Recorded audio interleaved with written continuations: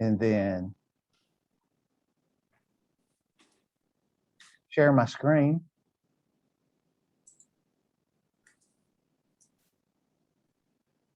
Well, thank you guys all for being here. And this is our October edition of the CTAT statewide CTE Roundtable. And this is really for all CTE professionals. Primarily, we're going to have professionals in leadership in this group, but anyone that wants to attend that's CTE professional that thinks they can get anything out of it, we encourage it. And I've already hit my record button. And so that reminder is done. And also one of the things that we do is we announce that these sessions we record on Zoom that are hosted by CTAT and are posted on public media platforms such as YouTube. So if you do not wish to have your picture displayed on public view, you may want to participate with your video turned off. Otherwise, your participation serves as consent to your picture via Zoom frame, like we're on, being posted on the CTAT social media platforms. So thank you all for being here.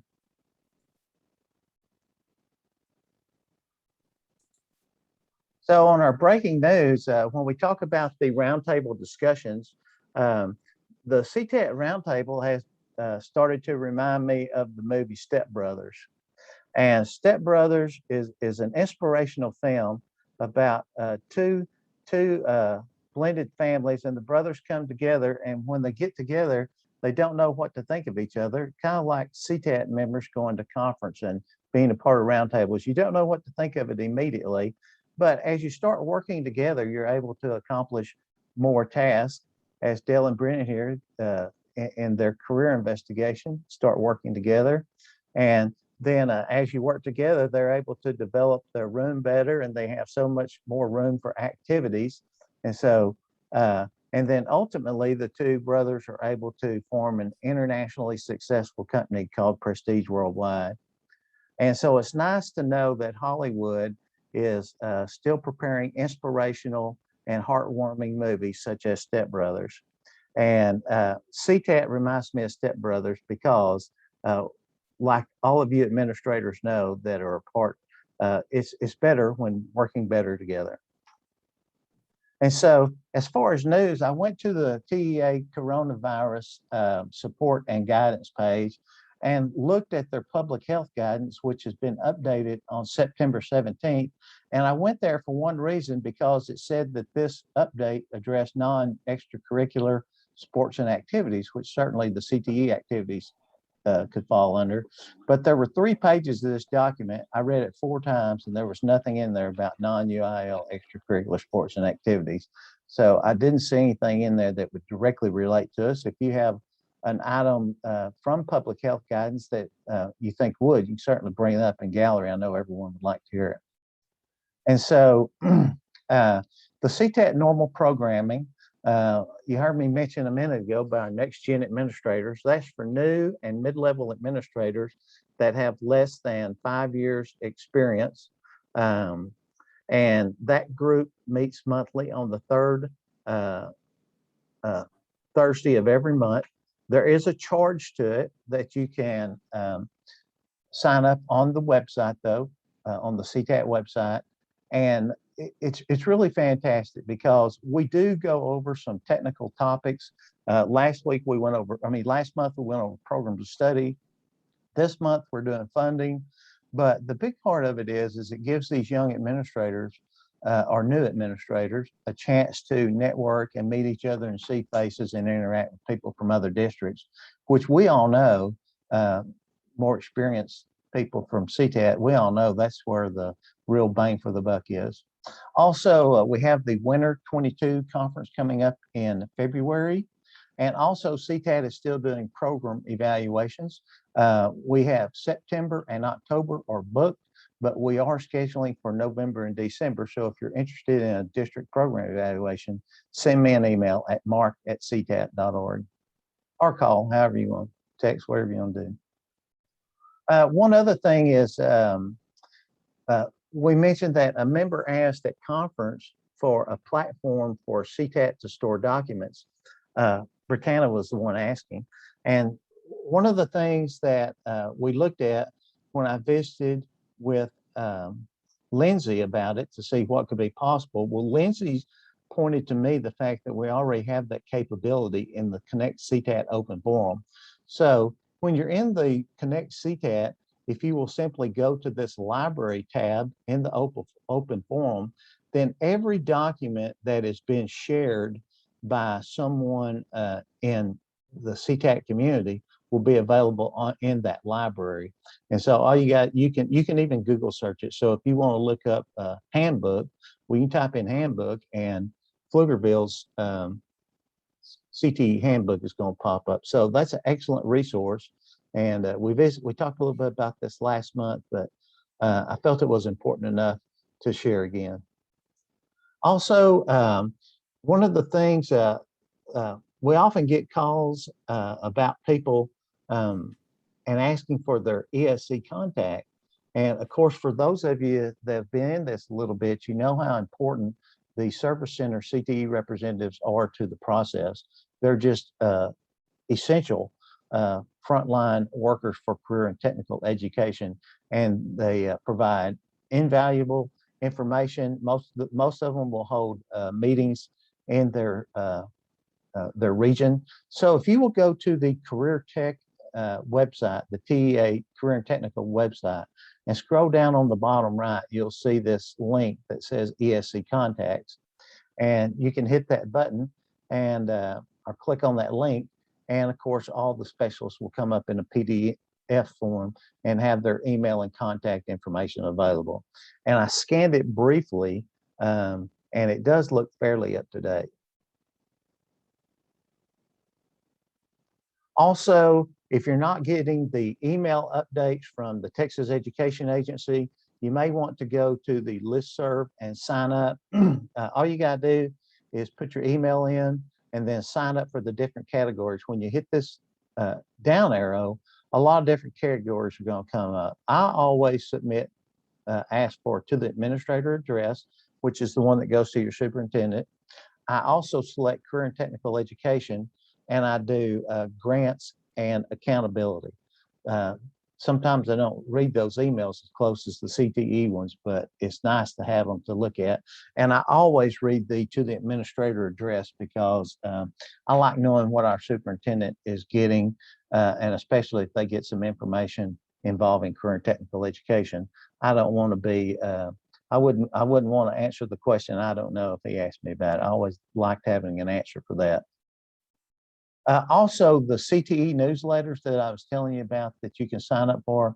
Well, the TEA on their new website with these new buttons posts their newsletters. So if you'll scroll down to the bottom, you'll see this button for newsletters. If you click on that button, then the latest newsletter sent out for CTE through the Texas Education Agency is posted on that page. And as you can see, the latest one was September 30th. But if you missed one, then I encourage you to go back through and look at all of them and make sure that you have that information. Also, make sure that you subscribe to our YouTube channel, the CTAT YouTube channel, because meetings like this are always posted. And if you'll click on that bell, then it'll ding you every time we post a video, which is at least monthly. Also, the CTAT Midwinter Conference is coming up in San Antonio, February 7th through the 9th. Make sure that you make plans to be there. And I'm sure all of you have all gotten information. I think there was some trouble with the hotel rooms showing full, but I think that was corrected. And then also, I can't encourage you enough to be a presenter. It looks like that the presenters will not be asked to, I can't say this 100%, will not be asked to pre-record their sessions like we have the past 3 conferences. So if that's been keeping you from it, make sure you go ahead and sign up, because that probably, but not 100% will not be doing that this year. And then, so sign up and be a presenter. The folks that are in this room, the 103 people in here, are all leaders in the Texas CTE community. So we need to hear what you're doing great, what your district has going. That's fantastic. So make sure that you be a presenter, and I'll stick that link in the chat once we turn back in. We want you, be a presenter. Okay, and so as you all know, the Texas Education Agency has a CTE Leadership Committee.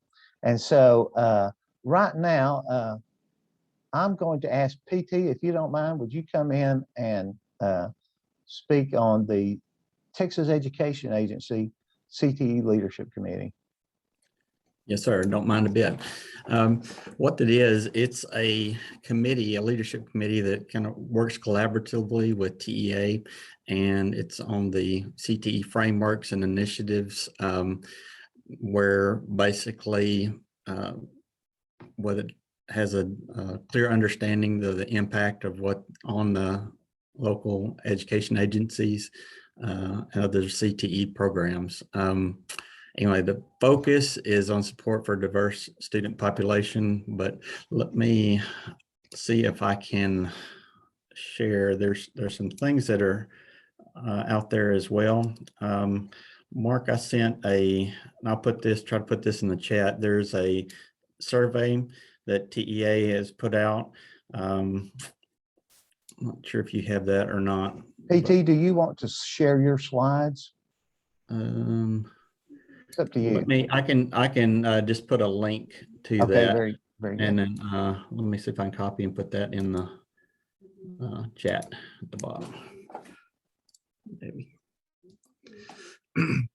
Anyway, there's a survey that is actually due by tomorrow.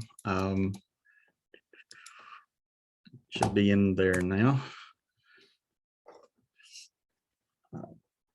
Anyway, it is TEA is basically wanting to know about your perceptions of the CTE professional development that you've received in the past, and as well as in the future needs for CTE specific professional development, and they're wanting your input on that. So if you could go in and take that survey, and I've already sent that to my teachers as well to take that survey. So PT, I'm sorry to interrupt you, but I don't think that link worked.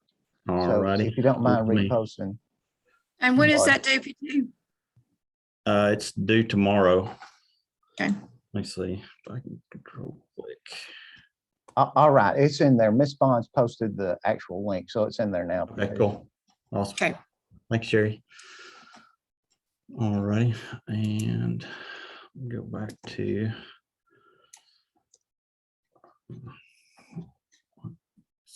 I had some other things that were pulled up. They're also needing some. When I pulled that up, it threw away all the other stuff. Hang on just one second. And Sherry, she can jump in as well. She's on that committee also, but PT, are you looking up the skills validation? Is that what you were going to yes, I was about? looking at. Yes. So they mentioned it a little bit at summer conference, but basically they're trying to do that skills gap analysis, and TEA needs professionals to review the TEKS. And so they were making a big push with our leadership team or that committee last week, just to pound the pavement and get people to help out and look at that. So if you know anyone that can serve on those committees, I think that's been out on some of those newsletters that Mark just referenced from TEA's website. Yep. And also I believe is if I remember right, the regional programs of study, their input started, I guess it was a couple of days ago, and it goes to like the 25th, if I'm not mistaken, of October. So kind of look at that if you're the regional programs of study. That was one of the things too. And then the last item that they talked about with us was innovative course updates. And so they've got some courses that are on that innovative list, and they just need people to help support in the process to help them write those TEKS and then do that skills validation for that also.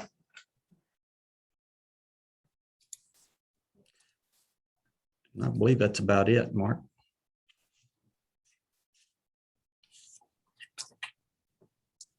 Well, I think I can speak for everyone when we appreciate the folks that are serving on this committee, because I know they started this committee back when Ryan was at TEA, and it was truly the precipice behind it was that it be a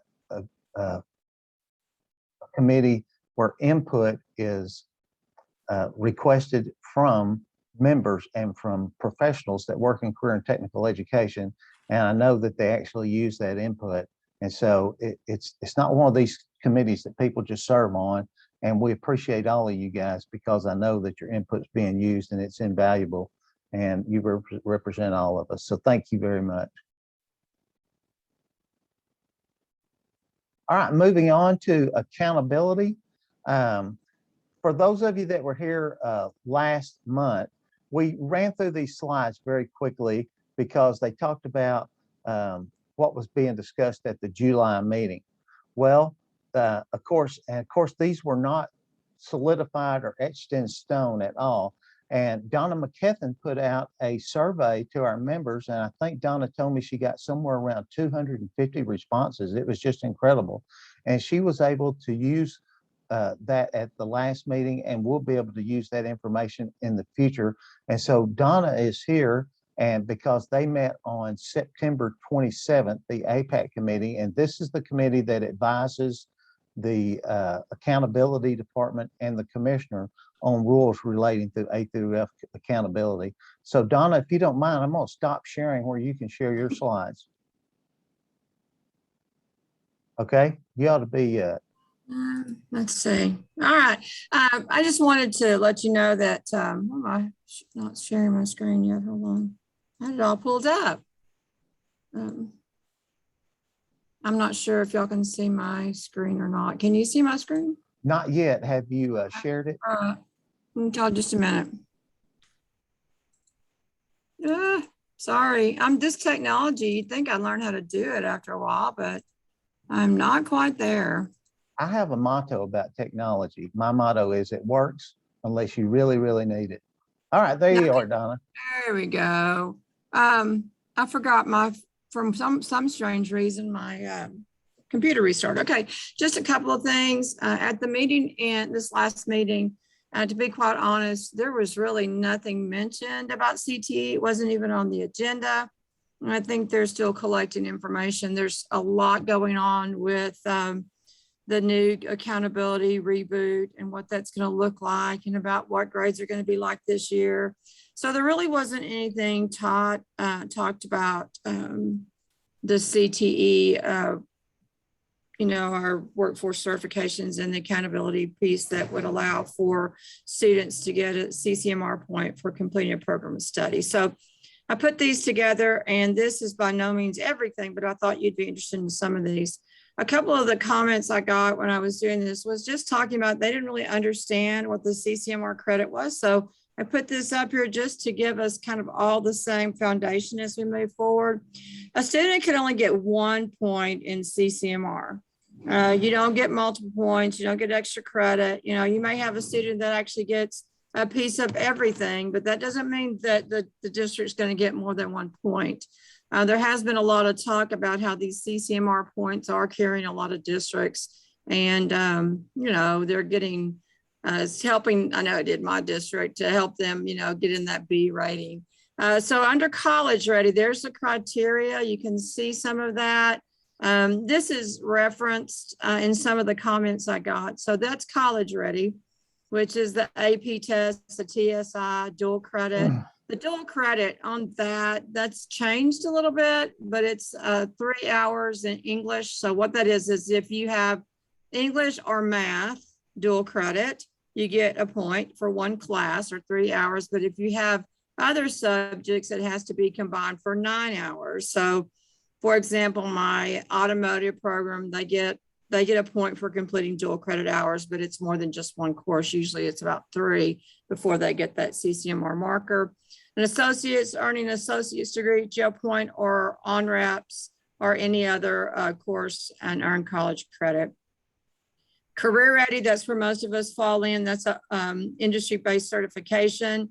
Earn a level 1 or a level 2 certification. Those are usually done at the college level, sometimes with us, but most of us are falling into industry and certification.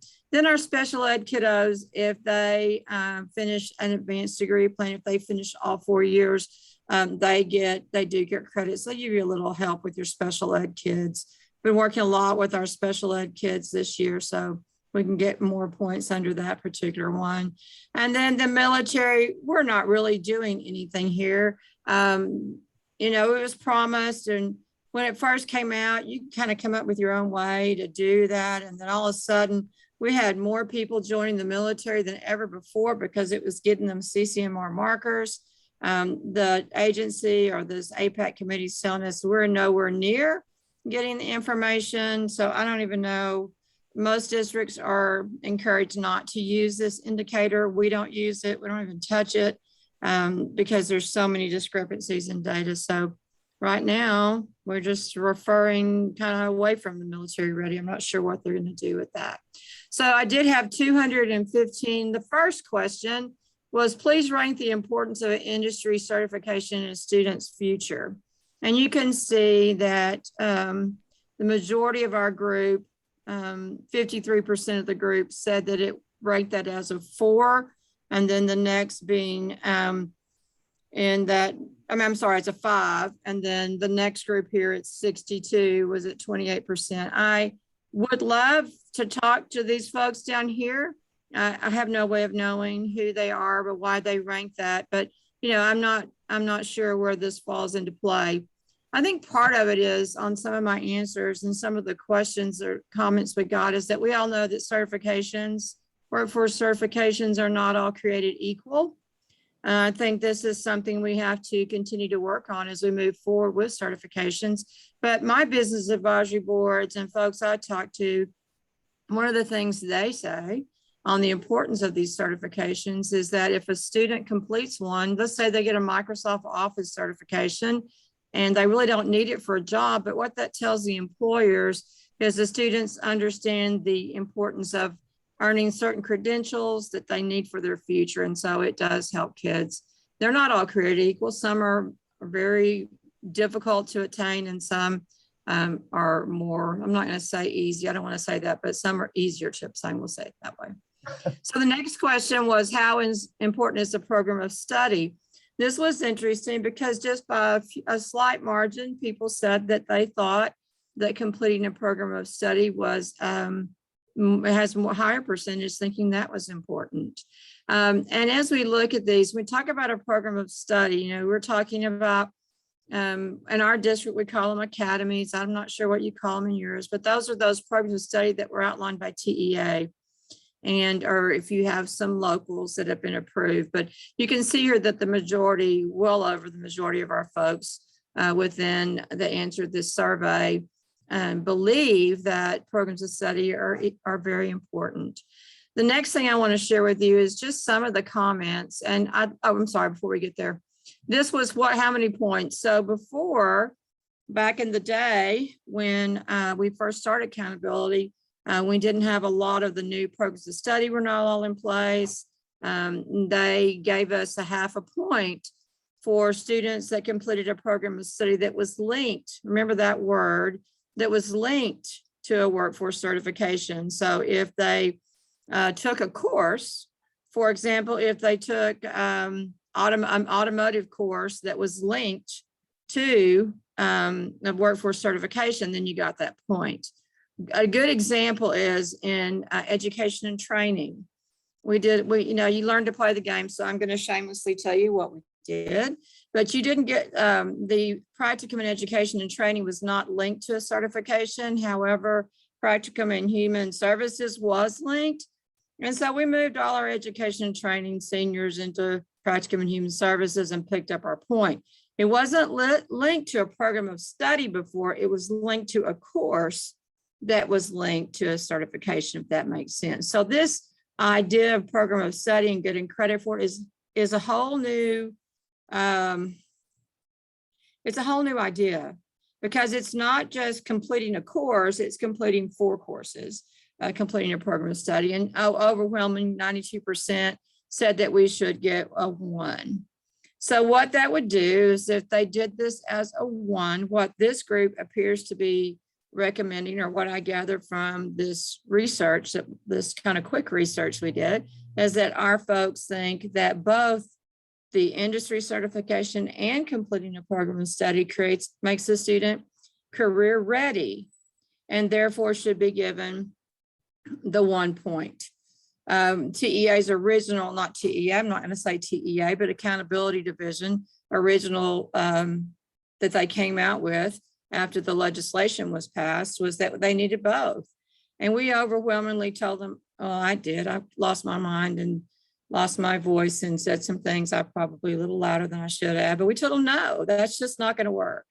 I mean, how can you give a point for taking one English dual credit class and you're making a kid in career tech do 4 courses and earn a certification? So I lost a little bit. I had to apologize after my reaction. But anyway, that's where we sat. So well, the next thing I did is I asked for some comments, and y'all, I probably had 200 comments, and I just kind of went through and pulled some of the comments that I think kind of overshadowed everything that everyone else was talking about. And so what I want to do is I want to kind of read through some of those, and then I want to have some time to talk, because I am going to be presenting this to the accountability committee. I'm working on a report, and I'll share some of your reactions to this too as we move forward. So here's the first one, and I'm going to get Mark. When you read that first one to us in the blue at the very top. I sure will. It says that some IBCs are more difficult than others, therefore not easily attainable. Completing a program of study still shows a commitment from the student on their career choice. Okay, so, you know, some of these things, and so, and like that very first one, it just says it demonstrates career readiness is one point. So that says, you know, if you finish, some kids can't finish an IBC. You know, I have heard, and I have done some work working with our special ed department. There are modifications we can make to some of those, and I've shared that with you before, and I'll be glad to share that again if you need me to. But you know, there are modifications, but some kids can't get them. One example that might be there is education and training. The certification for education and training is a teacher aide certification. Well, if I'm going to Baylor next fall to go into a teaching program, do I really need that aide certification? Probably not. So does that mean that what I did when I was in high school was not valid, or it didn't prepare me? And the answer to that would be no. So I think that's kind of a way to look at that. The next one, Mark, you want to read the next one? I sure will. I'll read I had to unmute. It says, I believe a student should receive a CCMR point if they complete 2 or more classes from 3 or more credits and an IBC. Okay, so this particular person's comment was that they think they should be combined. This is the view, I'm not sure who this was again, but this is the view that TEA put forward, that they think they need both. Okay. The next one says completing a program of study should be valuable according to data as completing a remedial course or a dual credit. Please follow recommendations from people in the field rather than persons that are not directly affected by decision. Please base your decisions on measurable data. So I can tell you this, that I have never seen a group, unlike APAC, that uses so much data. They use a ton of data. For example, one piece of the data was that the English and math, the only reason you have to take one of those is because of the data that they had. They saw that students that did one of those 2 classes were more likely to go to college. Taking a government class wasn't the same. And so therefore, that's why you just have to have one of those. So they use a lot of data. The problem we're going to run into is, how do we get the data? And I would love to hear some of your, it's going to have to come from industry. It's going to have to be, and I think we'll maybe come to a point where we have to say, okay, automotive industry, if a kid comes to you with a student ASC certification, will you hire them? Is that going to indicate to you that they should be hired? If I say I've got a welding certification, so I don't know exactly where we're leading that, but I do think it's something we have to look at. Data is going to be difficult to get. I can tell you my Waco High automotive program has a great reputation in Waco. They don't care whether they get the ASC certifications. If they put that they're at Waco High Automotive, they're going to get hired.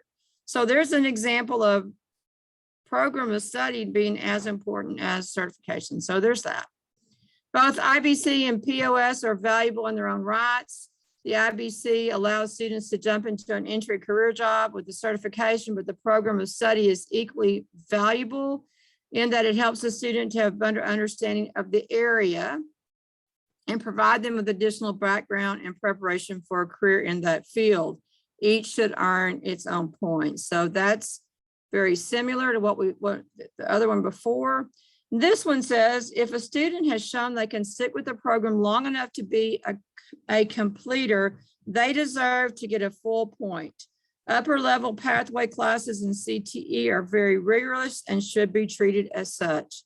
These courses are taught by highly trained professionals, preparing students for future careers, regardless of if they obtain certification or not. Multiple skills are learned by completing the pathway. What I liked about this particular one, I think it is a good point when we present this, is that these are the upper level classes in CTE are very rigorous. And I like that, those terms, because I really think in most of our classrooms, our senior level classes are extremely rigorous and they are being taught by professionals. So I think that brings, I think the only one, this deserve, I'm not sure is the right term to use there when I present that. I'm not sure a student deserves it because it really doesn't affect the district any, but I think it should be more, the student should be recognized more than deserves, because this isn't really about the kid. When a kid gets one of these, when they get their CCMR point, it doesn't really do anything for the kid. It does stuff for us as a district. Personally, I'm a big supporter of industry-based certifications. I've developed a process for my district. If somebody wants to bring a new one in, there's certain things they have to do. And we're currently in the process of studying one at this point. So, we've got to have, I've had conversations in the last month about that. There are districts, and I'm not going to be critical because I understand, but districts that find something that's really easy, and whether a student is in that program or study or not, grabs that certification and gets everyone to do it. Is that, we got to look at that too. So there's lots of things that we're looking at. So just kind of keep some of those thoughts in mind. Let's see, I got one more page if I can get my computer to work. Hold on. I have trouble with this computer sometimes. Okay. The last one, programs or study are reviewed by educators, industry people to make sure they're aligned and are relevant in terms of general employability skills and job specific skills. Programs of study are even aligned to our state's job market, labor research. The purpose of the programs, oops, I'm sorry. Sorry. Let me see. I forgive me, y'all. I had COVID. I think I still have COVID brain. Here we go. Let's see. Offer work-based learning and career-based extension opportunities. I feel every aspect has been considered in the development of the program to study to make sure students are prepared to join the workforce and be successful in their chosen career. Therefore, that should be an indicator. So Mark, you want to read the next one so I don't lose it by moving this thing around here? Yes, ma'am. As a reminder, in the current A through F rating system, students earn a point for the campus and district upon completion of the following standalone college-ready indicators: meeting the criteria school on a single AP course, completing a remedial math or ELA course, or successfully completing a 3-hour dual credit course for English and math. So that one is a real good, I think that that's a good point, that if you're want to be in this fight with us, that's a good point. In my district, when we had kids that had not passed TSI and did not have a certification or were in line to get one, they dropped them in one of those remedial ELA classes to get that point. Just saying, that is a good point to bring up. All the points are never going to be equal because we all value things differently. So sometimes it's difficult to say one thing is more important than others. I think sometimes the amount of work can also be looked at. So that's a point.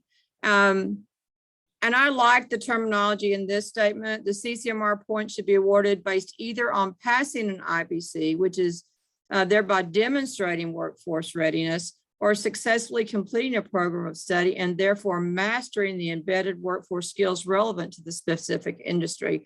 I think that is a very, very well done. This last one, without reading to it, it basically says, you know, the commissioner charged TEA, or TEA was charged by the commissioner to come up with these programs of study that relate to labor market needs. I actually have said this in a meeting, and if we have done what the charge was, because the commissioner's complaint prior to this point was that any district could make up their own coherent sequence. There was no consistency. It wasn't based on labor market research. We've done all that they said. So now that we've done all they said, we should be getting that point. So I'm going to finish this and open it up. I'd love to hear your thoughts. I can't thank you enough for completing that, but I think there's some real interesting points here, and I'd love to hear your thoughts. Somebody, come on now. I'm gonna pull on, how about Paul? You got thoughts on that? Yeah, unmute yourself, hon. Well, I was going to first thank you for putting that all together and putting it to a way that we could all listen and understand kind of the metrics you used, and then highlighted those points that you found through all those 200 responses. So thank you for putting in the time. I guess my question, Donna, was it's kind of what are the next steps? Remind us, you know, going from here with the APAC or TPAC on Well, the next and present it. Yeah. So the next step is this. Our next meeting is October. We'll get the agenda for that. There are usually 2 meetings, one each day. When CTE is addressed, since I'm the only CT person on the committee, I usually attend both of those meetings. Like I said, I'm recovering from COVID, and I'm going to put this together in a more legal looking document to send to TEA so it looks all polished and professional. I'll be sending that to the APAC. They know it's coming. And then we'll see what the next proposal they put forth. When they put a proposal forth for this particular accountability piece, they'll get public comment. That will happen will be the next thing that happens. So whatever they come forward with, if the group in that meeting agrees to it, then it'll be put forward for public comment. And that's when we'll be soliciting your comments. You know, I am going to confess, I'm not always the best person at going in and doing public comments. I've changed my ways there, and I really try to do it as much as possible, even on non-CTE issues, because we just don't speak up as a nation, as a group, as an organization. We don't call our legislators. We're so passionate about it, and sometimes we just sit back and things happen to us. So the next step, and I have purposed my years until I retire from this job, and therefore after, to not be that person. And so the next step will be advocating whether we agree or disagree with the whatever they come up forward with. And, you know, they have to do something because it was put in a bill. They have no choice. They have to do something. And, you know, when you look at it, I can see both sides. I really can. I mean, and to be quite honest, and this is probably an unpopular thing to say in this group, but under the old way of doing things, just taking a course that was certified, that was linked to a workforce certification, to me wasn't necessarily, should have been a half a point, but that's just my opinion. But taking an entire 4-year sequence where those jobs, I think that one I showed you about those embedded workforce skills, I think is a different animal than what TEA's looked at. So I think we're at a better place for getting the 1 point. Robin, do you have any thoughts? You're working with legislators. I think you did a great job summarizing everything that our folks provided feedback on. Personally, I'm really looking forward to hearing about your next meeting and how the conversation progresses from here. All right. They will start reviewing the workforce certifications I will tell y'all, I'll tell you this, and it can, those are kind of sometimes political discussions. I mean, there are, you know that, oh gosh, I'm going to be scared to say this, but I can say anything to y'all. It's being recorded. That's okay. Sometimes those certifications, people earn money from getting them. And, it's can be political. And so we have organizations out there that are pushing forward certifications because the testing process would give them a nice padding in their pocket. So I think as a state, we have to be really careful about those types of things. We want to make sure that certifications, if we're going to have a child and I'm going to be on them and on my teachers, I want to make sure that those certifications are really useful to kids. And we may even get some regional ones. Is it a regional thing? Are the businesses in Waco, Texas going to take this certification? One that we're looking at, I alluded to a process in my district. If a business advisory or a business person and a teacher come forward recommending, which the one we're looking at right now is the 911 operators. If they bring forth a certification, the teachers have to do the research. They have to research the labor market. They come together as an academy team and they do the research. They find out the cost, the cost of certification. They have to find out the cost of what we need to present that. And then they put that together and they present to a committee. They'll present that one in particular, be presented to a criminal justice business panel. And as a team, we'll decide. Because I don't want to, my opinion, if I think, oh, that'd be great, we'd love to do that. But if they're not needed in Waco, what good does it do? And so that's the process. We're refining it as we go, but that's the process we're using to make sure that what we offer is really needed in Waco, Texas. So Donna, yes. That was terrific. And we sure do appreciate you. You're welcome. Hey, Heather Blunt posted something, Heather, if you're still in here, do you mind commenting on the IEP workforce readiness with the codes 04, 05, 54, and 55? Because I know a lot of districts miss those. Heather, if you're in here, if you don't mind.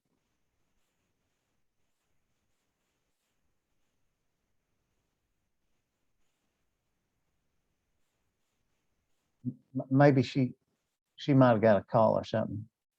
Well, for those of you that are not aware of it, a lot of districts, when you look at your points, if the codes 04, 05, 54, and 55, where the SPED students complete the IEP, then that gets you a point, just like passing the AP English exam. So maybe if Heather pops back on here, we can get her to speak on that a little bit. Boy, Don, I can't imagine that being any better. Is there another topic someone wants to get in, or any other comments from the group at large? PT, thank you for that update. And Ms. Bonds on the leadership committee too. That was fantastic. Mark, I'd like to ask here at Region 1 some thoughts on across the state what everybody's using to track the CCMR data. Like what tools are you doing that on? Excel, Google, any vendor maybe that you're using that really has worked for your district? Go ahead. No, I'm the CCMR and CTE, and it's a booger. I will tell you that. I'm using OnData Suite, and it has, while not perfect, nothing is, but it has helped tremendously, and they are super eager to work with you to get whatever you need from it in a lot of ways. So that's saved me. But I was going to go back to what Mark said about this points from the IEPs and things like that.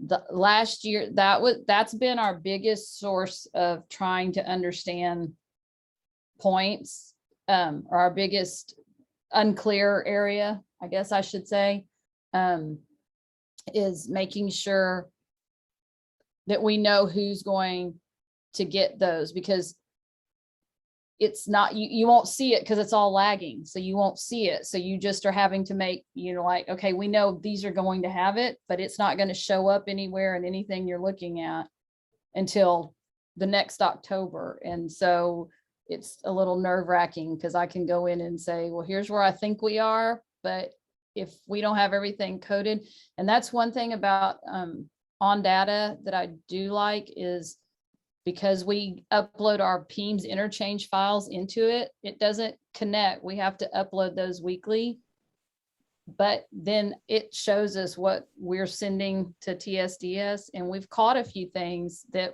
from our sender side looked like it was all there, but it wasn't showing up in on data for some reason. And it turns out that it was Region 20 had to end up help us fix it. So we would have never caught it otherwise. So that's Becky, one thing. And we use I started using edgy things also, just on the CTE side, not on the CCMR, but it's a lot because you're pulling all your PEMS data, then you have all your College Board data that comes from somewhere else. And then you've got your certifications that you have to get in, and then you've got your ACT, and then you've got your, XYZ, that everything's got, somebody has to put that in there. Mm-hmm. So- We use on data too, and I don't, the only part, each different department has a different piece. Ours is the CTE certifications. And we keep all of that on Google Documents, on Google Spreadsheets. And then with those, just a second. We do too, Donna. We keep the certifications as they get them, they fill them in on a Mhm. Google spreadsheet. But we only have one person who is my assistant. She is the only person in the district that puts those on, on there because, sometimes you don't want anybody. I would recommend you have a stop point, one person responsible, because if you say, oh, the counselor will do it. Well, I thought. And so regardless of what you do, you need a system. We're doing a lot of transcript audits right now, and we're double checking that those are on their transcripts. So whatever you do, you need a system so it doesn't get lost, because it has to be on their transcript or you don't get credit for that certification. Has anybody used CCMR Insights? I know that was one that our person who's over CCMR was looking at, but we don't have the updated EdFi connector, which was something I had not heard about. It has to do with eSchool, our information system. But from what she saw, she really liked that product. She thought it was kind of an all-in-one to show you everything. So the EdFi won't work. So we're actually just going to add the next step in edgy things and boost up that. But I didn't know if anyone had experience with that product. We started using it in Weatherford this year. It's taken a long time to get all the PEMS uploads into there, and we're still waiting for all the College Boards resources to get uploaded in there as well. But it's supposed to be really good once it comes through. It's going to show us exactly how much money we could make if we had all of our students to get those indicators. Would someone that uses OnSuite and EduThings, would you mind sharing with the group why you need both, how they function differently? Because I know a lot of districts use OnSuite, a lot of districts use EduThings, and I noticed in the chat that some districts are using both.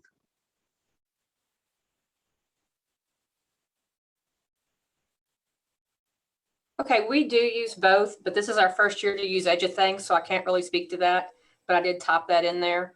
I think our biggest thing was for me to track some CTE data besides just, like, I want to be able to, for my teachers to go into EduThings and see what kids have and haven't passed STAR tests, so that if my auto tech teacher can do something in auto tech to reinforce what's going on in the algebra class because they didn't pass their STAR test, then that was one of my big reasons, because teachers would have access to that data that they don't have it on data suites. And plus we needed a way to track FourYear Plans a lot better too. And we don't do that in non-data suites. There was a question in the chat about the reimbursement. That should have been done through your team's data. Your certifications were there, and then the vendors were the vendors that TEA. So you should have got your reimbursement. That was all pulled from your teams, or yeah, your PEM submission. I think also part of that question too, Donna, is will the data be able to pull for the students that be reimbursed, meaning can they dip twice? And originally what I heard was that you wouldn't be able to claim the student twice because the software wouldn't let you. But now there seems to be an issue with that. So they're putting it all on the district not to claim twice. And so if I'm wrong about that, let me know. Heather? Can anybody Yeah. hear me? Uh-huh. Can you hear me now? Okay. I may have misunderstood that question, but the way I took that question was she's wondering if she can see what students have already been reimbursed for. And we had that question in our region, primarily because they were wondering if a student moved in, how were they going to know if they had been, if a reimbursement had been claimed? And we were told that that is available in T-Rex, that you can get that information through there. That's correct. I see people nodding their heads, but okay. Yeah. Also, the FourYear plans, if you have FourYear plans, they should be coming forward in T-Rex too. We talked about that yesterday with the counselors, and that would be amazing to get FourYear plans with our kids moving around. It helps the counselor. Awesome. Thank you, guys. Miss Anderson also put in there that she keeps up with her student certification through a Google Sheet. I guess you created a Google Sheet yourself, or is that something you could share and connect CTAT? Would you mind doing that? Yeah, I can share the spreadsheet that I can put a blank one in there, and simply it's just a Google Sheet where there's a tab at the bottom where each tab is for a different IBC. And then I have given access, shared the link with my teachers, and as they certify, they're able to go in and add those kids, the date that they received it, and pass fail. And then I'm able to use that when I sit down to actually manually enter it. But I don't mind sharing that at all if it will help somebody. Thank you very much. And I know Region 13, the ESC, their site, they have a CCMR Excel tracking sheet that's there for anybody to use. Heather, is that if you go to the Region 13 website and go to CTE, is that the best way to access it? Yes, sir. Or I can pull it up real quick and find it. Hold on.